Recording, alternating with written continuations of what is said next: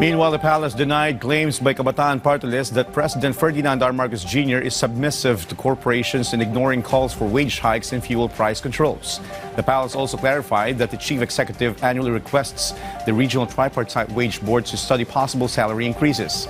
The proposed 200 pesos across the board wage hike is currently pending in Congress and cannot be dictated by the executive branch.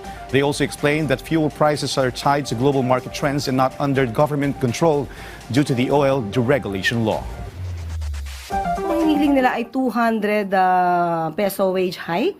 Yan po ay nasa Kongreso. Kung hindi po nagkakasundo sa ngayon, ang House of Representatives at ang Senado, at hindi po pwedeng basta po magdikta ang Pangulo. Hindi po ba ayaw natin ng isang leader na diktador?